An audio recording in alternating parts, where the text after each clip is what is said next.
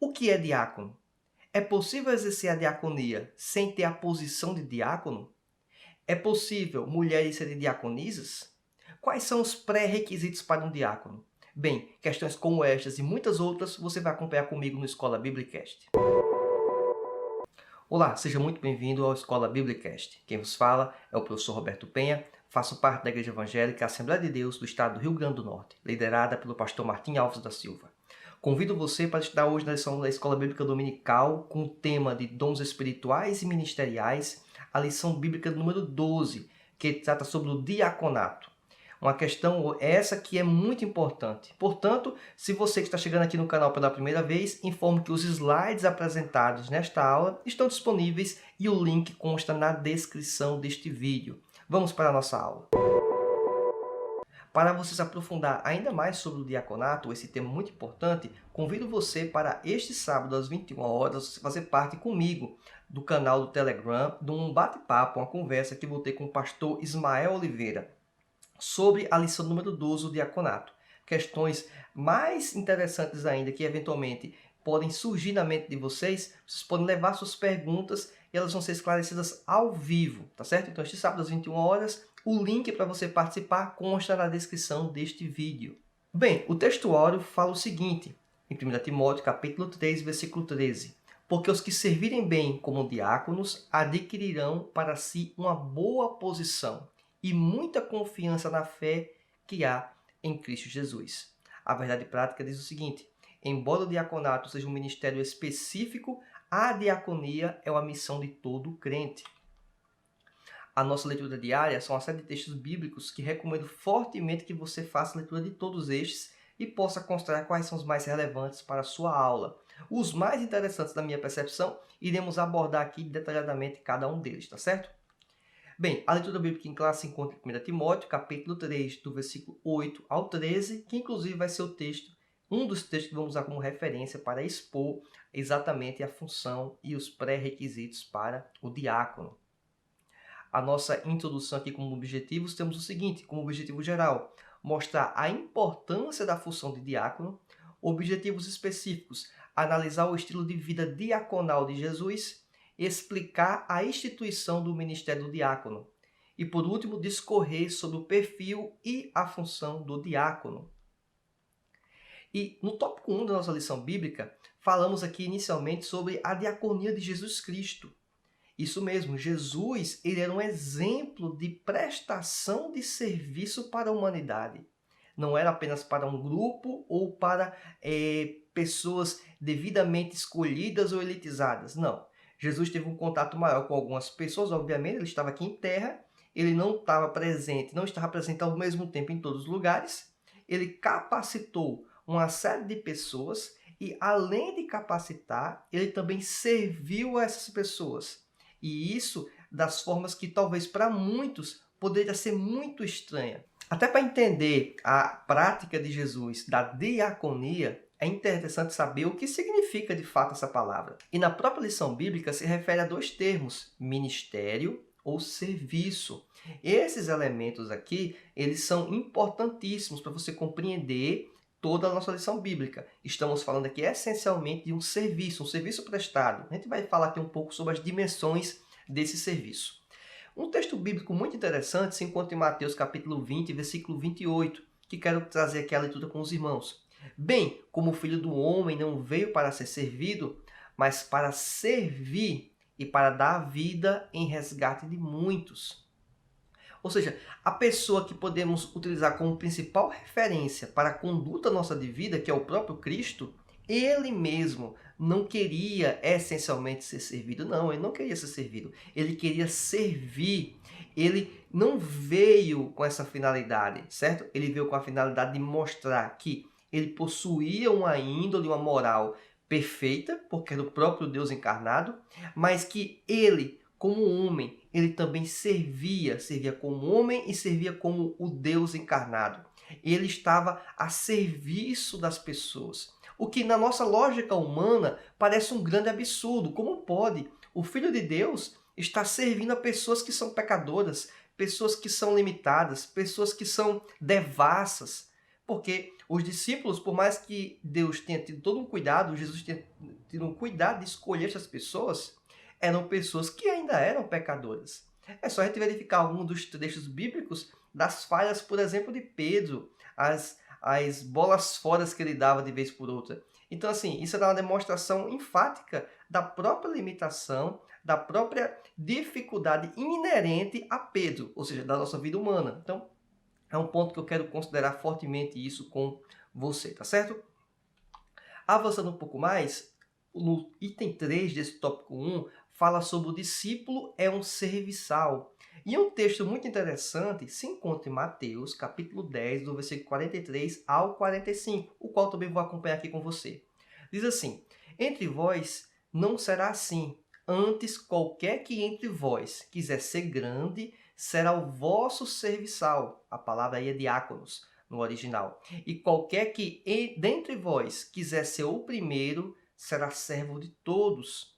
Olha que interessante, a Bíblia fala que ao invés de a gente querer a posição de destaque, de querer ser servido, nós é que devemos servir. A Bíblia também fala que é melhor dar do que receber, o que vai, mais uma vez, reforçando no contrassenso de uma lógica aí talvez mundana, uma lógica talvez para muitos, se você é o importante ou se você quer ser importante, as pessoas é que têm que te servir, e não. Se você quer ser importante, então você que vai ter que servir. Você que tem que dar o exemplo, fazer como o próprio Cristo fez.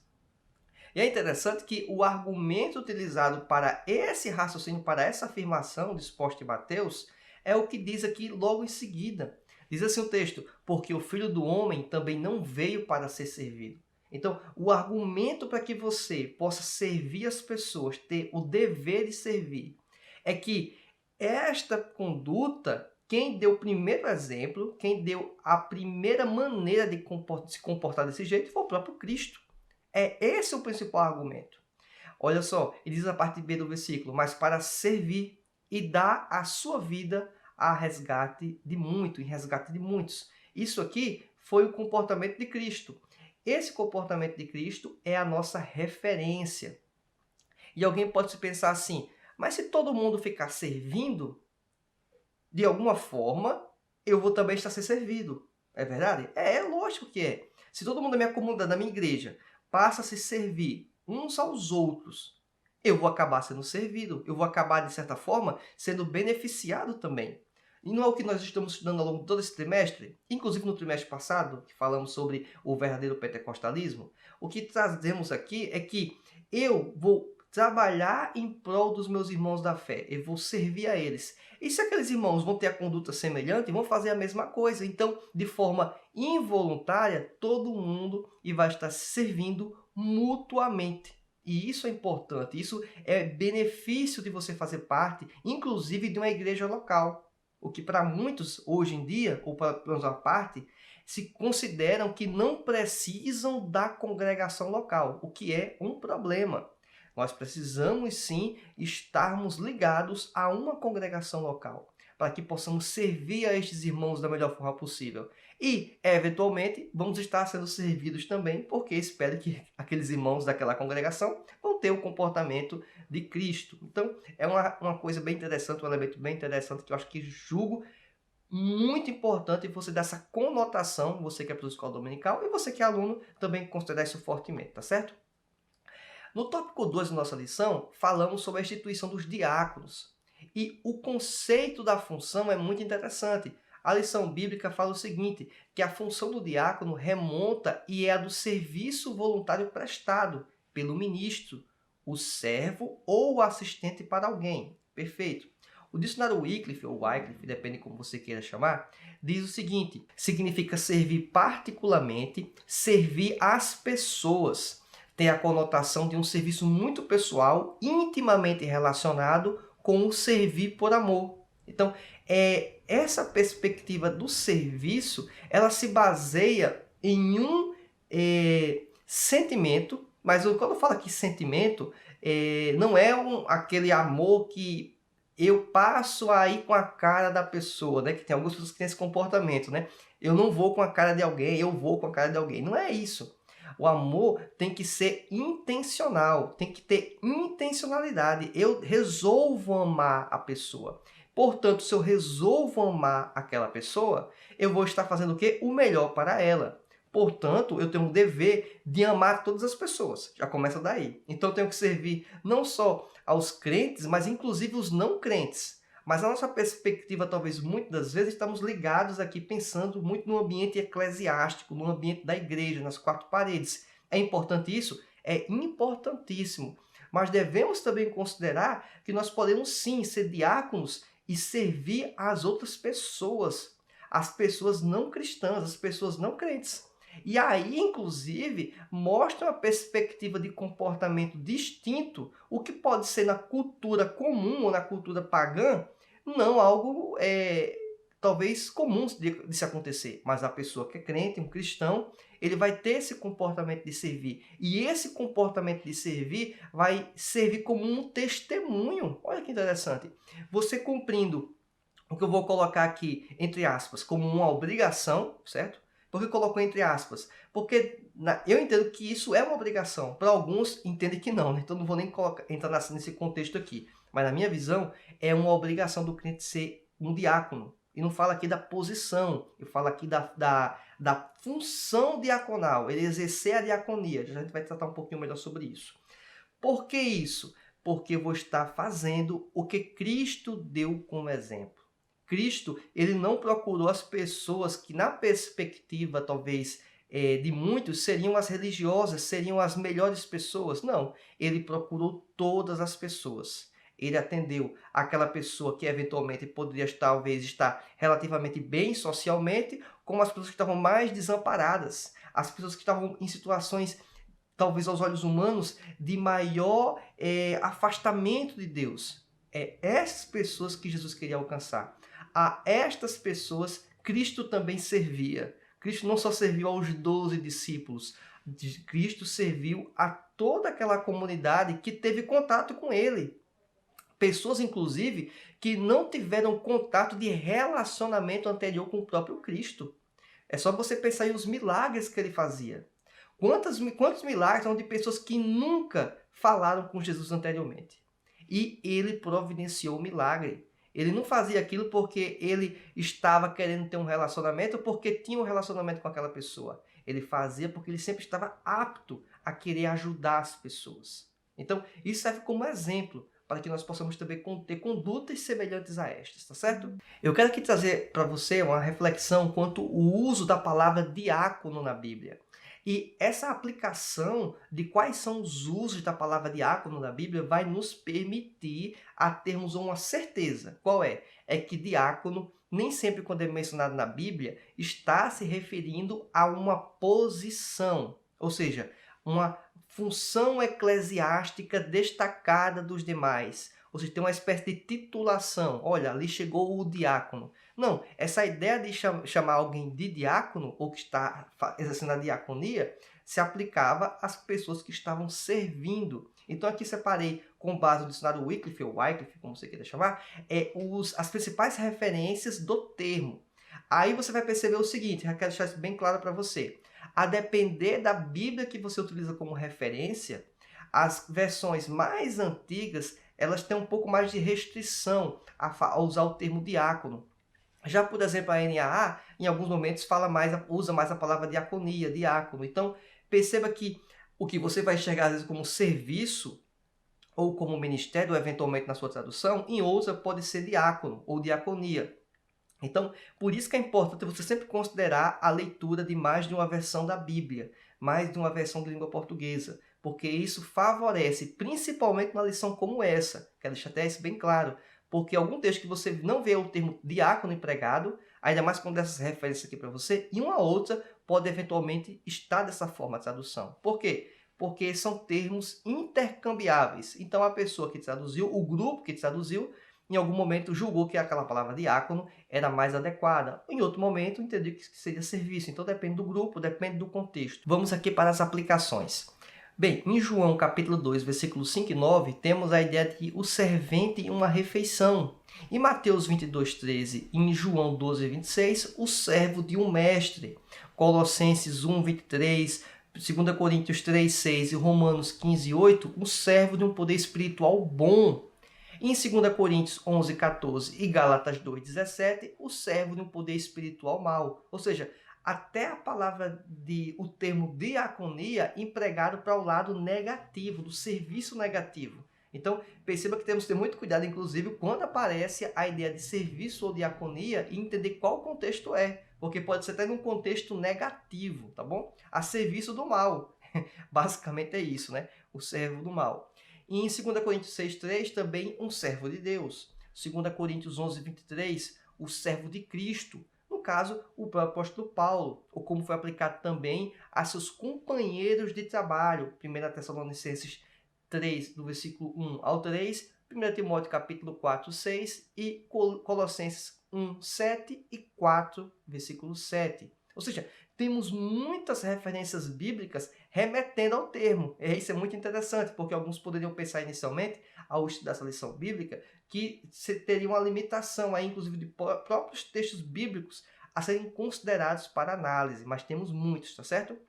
Romanos 13, do versículo 1 ao 4, os gentios como os servos de Deus. Olha que interessante. E Colossenses 1, 24 e 25 e 1 Coríntios capítulo 3, versículo 5, um servo da igreja. Daí, você analisando os próprios textos aqui apresentados e a referência a qual eles fazem, já fica notório que nem sempre o uso da palavra, o emprego, está se referindo a uma função de posição. Ou seja, não é uma posição eclesiástica, mas sim apenas a função. Eu falo até apenas, alguém pode pensar, poxa, então isso é pouco. Não, isso é muito. O contexto hoje que muitas vezes, na nossa cultura, as pessoas tendem a trabalhar por si mesmas e não observar, não se atentar para o próximo, a pessoa ter uma vida diaconal, exercer a diaconia, servir aos outros, servir a comunidade, servir a igreja, servir a sociedade, servir a Deus, isso aí não é apenas, isso aí é muito positivo, tá certo? Então, e isso é o principal. Pode até existir pessoas que têm a função eclesiástica, a posição eclesiástica, mas que não possui a função prática.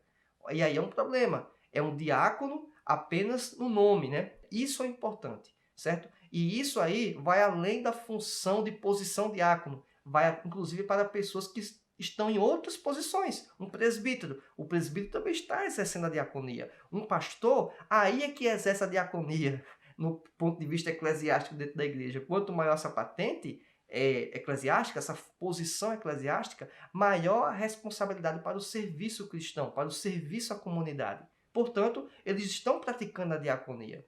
E todo crente não só pode, como deve exercer a diaconia. Eu entendo essa que é a principal mensagem da lição bíblica. É você entender a importância da diaconia, o exemplo de Jesus e você praticar este exemplo. Praticar isto no seu cotidiano, na sua comunidade, na sua família, na sua igreja e na nossa sociedade, tá certo? Nós carecemos dessa mudança de comportamento. E por que isso é muito importante, inclusive?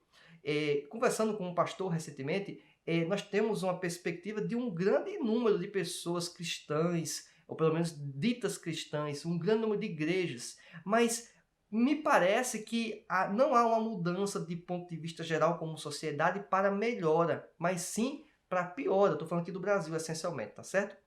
Em outros contextos dos países, está tendo um decréscimo de cristãos. Aqui no Brasil está acontecendo um acréscimo.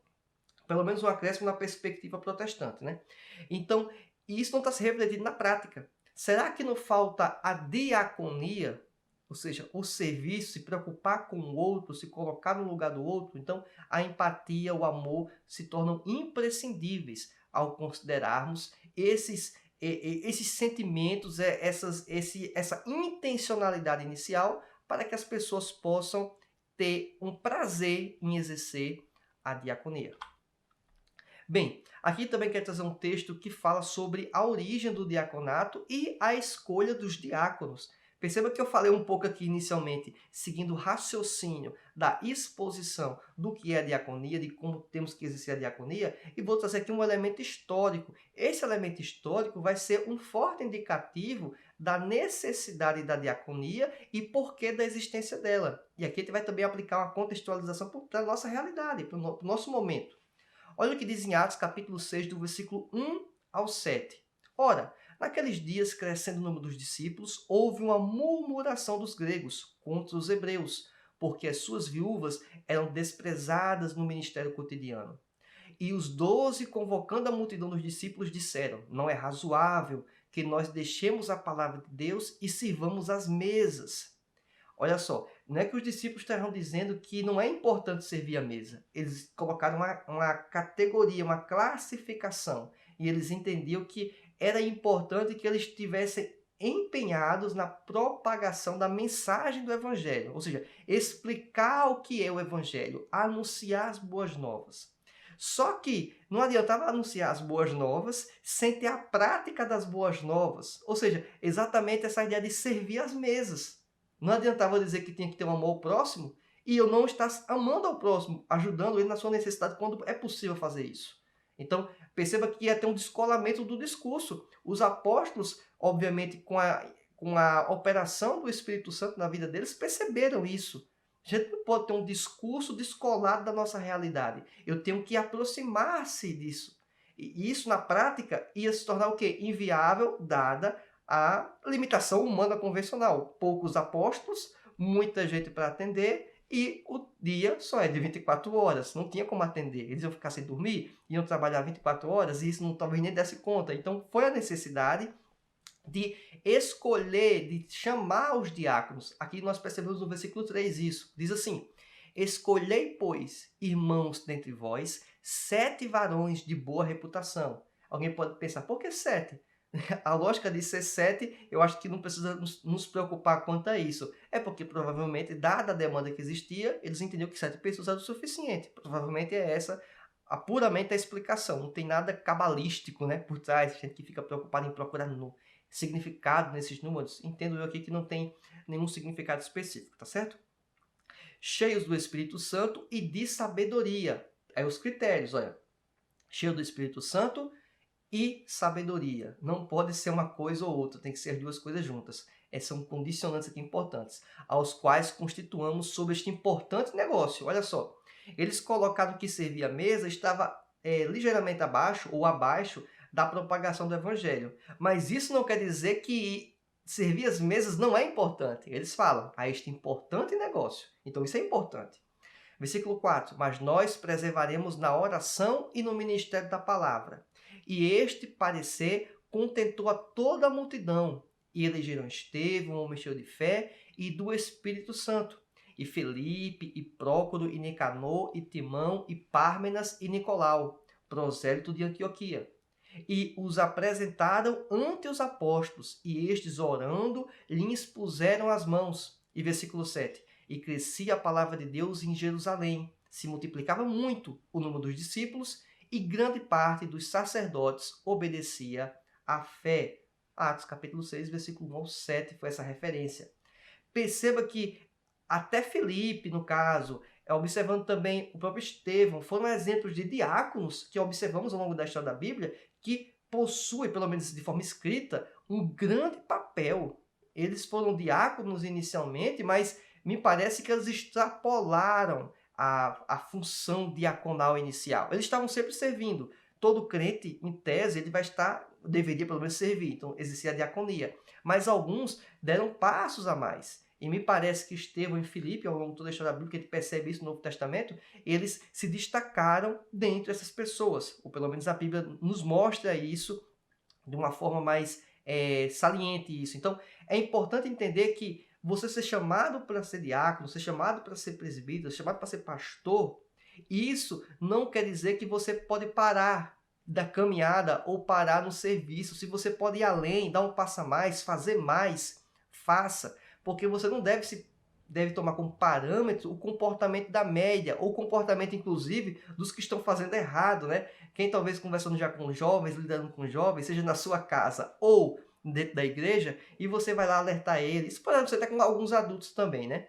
Mas eu tive mais contato com jovens, percebi isso mais com jovens. Você vai lá alertar um jovem, orientar ele, com todo cuidado, com todo amor, e ele vai dizer, olha, e fulano de tal que faz isso. Ele vai pegar a pessoa que é o pior exemplo, que está na situação pior do que a dele, ou igual a deles, olha, essa pessoa está fazendo a mesma coisa. E aí a falta de conhecimento que eu devo buscar e além, e não ficar me pautando por essas referências medíocres ou negativas, né? Quando eu falo medíocre aqui, é medíocre de média, o significado de média mesmo, tá certo? Então você pode sempre ir além, seja o melhor diácono possível, faça o melhor para Deus, não é para um homem, não é para os homens. Você está servindo a Deus e isso é muito importante.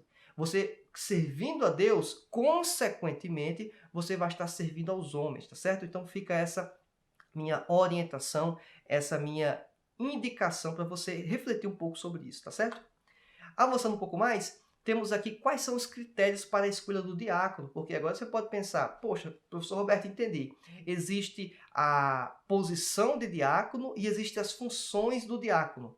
E eu posso, mesmo sendo uma mulher, por exemplo, e a minha igreja não leva mulheres para diaconisas, mas eu posso ser diaconisa na perspectiva de função, de prática. Pode. Ah, eu sou um homem, mas nunca fui levado ao diaconato. Eu posso exercer a diaconia? Não só pode, como deve. Então, mas a gente vai ver aqui quais são os critérios para a escolha do diácono. E você, se pensa eclesiasticamente em galgar um crescimento eclesiástico, né? Ou seja, você ter um reconhecimento, entre aspas, formal do que você tem desenvolvido, observe se você está atentando-se para esses critérios. É um ótimo parâmetro para saber se você tem condições, eventualmente, de ser chamado para cargos ministeriais, para funções eclesiásticas dentro de sua congregação local. Olha o que diz em 1 Timóteo capítulo 3, do versículo 8 ao 13. O versículo 8 diz assim: Da mesma sorte os diáconos sejam honestos, não de língua dobre, não dados a muito vinho,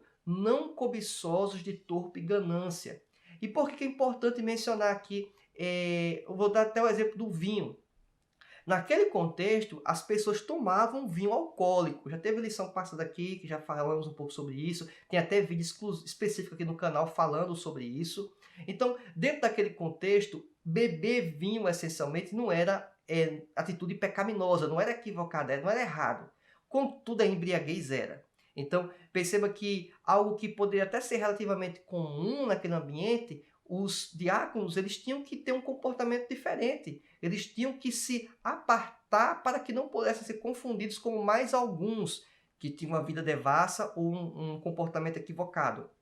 Não porque eles eram exatamente pessoas melhores. Não, não é essa a questão. É porque eles estavam sendo chamados para o ministério e eles estavam querendo ter uma vida com Deus. Então, se quer ter uma vida com Deus, vai ter que largar algumas práticas. Aquelas práticas que desagradam a Deus. Bem, não podemos ser cobiçosos e nem de torpe ganâncias. Não podemos buscar trabalhar por dinheiro, trabalhar por ganhos, seja de dinheiro ou até mesmo de poder, de aparência. Então, são coisas que alguns, eventualmente, no nosso contexto, trabalham pensando nessa perspectiva. E isso é um grande equívoco, pois isso vai fazer com que a motivação para a obra de Deus esteja equivocada, esteja sem essa intencionalidade correta. E isso é um grave problema. Versículo 9. Guardando o ministério da fé em uma pura consciência. E versículo 10. E também estes sejam primeiro provados, depois sirvam se forem irrepreensíveis. Olha o que é comum, pelo menos deveria ser, em toda a igreja. Antes de você ser reconhecido formalmente como diácono, você precisa trabalhar como diácono. Ou seja, você tem que ser um diácono na prática. E depois você pode eventualmente ser titulado, vamos dizer assim, ter a patente de diácono. Mas é imprescindível que você primeiro seja aprovado, que você primeiro trabalhe, que você mostre serviço. E no meu contexto, na minha realidade, é muito comum dessa forma. Dos diáconos que eu conheço, do pessoal que eu conheço, não teve um que não teve que trabalhar e mostrar serviço antes, para depois o pastor, a pessoa que está na direção da igreja, dizer, olha, identifiquei aqui nessa pessoa esses critérios, que são suficientes para ele ser levado para o diaconato. Portanto, vou apresentar ele para o diaconato. E aí, o irmão é apresentado para o diaconato. É assim que funciona. Deveria ser assim para todas as funções eclesiásticas, tá certo? Primeiro tem que exercer. Versículo 11. Da mesma sorte, as mulheres sejam honestas, não maldizentes, sóbrias e fiéis em tudo. Aqui eu quero fazer um parêntese importante. Esse contexto aqui, nesse texto, não dá a entender que está se referindo às mulheres de pastores. Tem gente que caminha nesse sentido. É uma explicação razoável? Até pode ser. Mas a indicação mais, talvez, precisa é que aqui está se referindo também a mulheres que exercem o diaconato. Ou seja, existe margem para mulheres serem diaconisas. Em Romanos, temos a referência a Febe também, e na NAA, Nova Almeida Atualizada, ela é chamada de diaconisa. Ou seja, dando a entender, na própria tradução, que ali não está se referindo a uma pessoa que exercia a função diaconal, mas sim uma pessoa que exercia a função diaconal e tinha a posição diaconal. Ou seja, era uma diaconisa de fato, existia uma patente para ela. E isso é importante aqui, porque nesse texto, por mais que, aí você pode dizer, professor Roberto, e nas Assembleias de Deus, que a grande maioria não existe diaconisa? É uma verdade, né? Realmente é uma verdade, não existem diaconisas formais. É uma linha de interpretação? É razoável? Eu entendo até que é razoável, mas consultando, estudando, na minha percepção, aqui entendo eu que se refere aqui à possibilidade, sim, das mulheres serem diaconisas. Então, em lições passadas eu falei sobre o Ministério Pastoral Feminino, expliquei os argumentos, e se você, porventura, perdeu a lição bíblica específica, acompanhe, porque tem quase 30 minutos só de conteúdo falando dessas questões. E apresentei o argumento da não, vamos dizer, permissão para a mulher ao pastorado. Contudo, aqui nesta lição, eu já entendo que existe sim margem para mulheres serem diaconisas formais, tá certo? Então, quero deixar esse ponto bem claro aqui.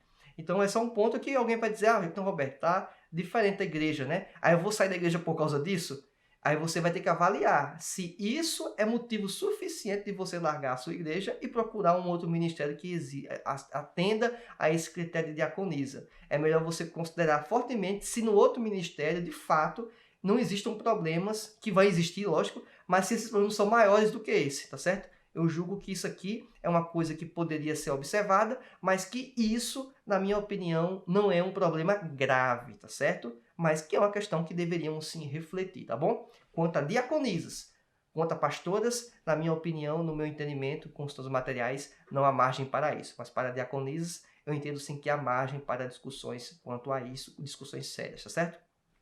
Versículo 12. Os diáconos sejam maridos de uma mulher e governem bem os seus filhos e suas próprias casas. Versículo 13. Porque os que servirem bem como diáconos adquirirão para si uma boa posição e muita confiança na fé que há em Cristo Jesus. Os diáconos têm que ser exemplos de liderança, de serviço dentro de sua própria casa, para depois servir aos demais. E servindo dessa forma, indo bem na sua exercício diaconal, eles vão ser bem vistos pela comunidade. E, obviamente, vão ser bem vistos por quem? A principal pessoa, o próprio Cristo. Que é esse o principal propósito, tá certo? Então, fica essas observações para você. Concluindo nossa lição bíblica, é importante mencionar que a diaconia de Jesus Cristo está centralizada na disponibilidade em servir o próximo. E esse próximo aqui eu quero reforçar mais uma vez. Não é o próximo apenas crente, é o próximo crente e não crente. Para o perfil e a função de diácono, deve-se levar em conta o caráter moral, o caráter espiritual e o caráter familiar do candidato. Ou seja, não podemos observar apenas se ele é um bom pai de família, mas ele é um bom pai de família e ele também tem condutas morais em outros ambientes condizentes? Ou ele tem condutas morais condizentes dentro do ambiente externo, mas em casa não dá exemplo? Então, é um conjunto, é um combo. Tem que se ter esse elevado nível de comportamento, de índole, de intencionalidade. Eu acho que um termo que eu acho que eu deveria considerar fortemente é esse, certo? É ter a intenção correta. E todos os crentes podem e devem exercer a diaconia. A diaconia é para todos. Você não precisa receber a posição para poder ser diácono. Aliás, todo diácono que recebeu essa posição é porque ele tinha que exercer a diaconia e exerceu a diaconia anteriormente. Então, ele tem que persistir exercendo a diaconia. E aqueles que, porventura, nunca vão ser levados ao diaconato, vão continuar exercendo a diaconia, mesmo que nunca sejam considerados aptos, ou na questão não talvez nem ser apto, mas a questão é de escolhas, às vezes. Porque se todo mundo da igreja fosse ser chamado de diácono, aí eu vou fazer um um termo que é empregado dentro do ambiente, em vários ambientes, né? Vai existir muito cacique para pouco índio, né? Então, existe um certo filtro, uma certa pirâmide, vamos dizer assim. Não é para se ter 10 pastores e 2 crentes. É para se ter talvez 2 pastores e 10 crentes, né? 10 crentes, eu digo assim, pessoas não pastores dentro da igreja. É o sentido comum, né? Eu preciso ter uma quantidade menor na liderança e uma quantidade maior sendo liderada. É assim o raciocínio que Jesus empregou desde o início da humanidade, né? Desde o início do Novo Testamento, no Novo Testamento também. 12 discípulos, depois 70 e assim por diante. Bem, imagino que esse conteúdo tenha sido muito útil para você. Portanto, além do like neste vídeo, recomendo que você se inscreva no canal e ative o sininho, a opção todas as notificações. Assim você fica sabendo em primeira mão todo o conteúdo que é postado aqui no canal. Também, se você quiser ter acesso aos slides utilizados nessa apresentação, ele está disponível na descrição do vídeo. Espero você também neste sábado às 21 horas no nosso canal do Telegram, discutindo essas questões e mais questões relevantes sobre o diaconato. Aguardo você na nossa próxima aula. Que Deus te abençoe. Fique na paz do Senhor. Tchau!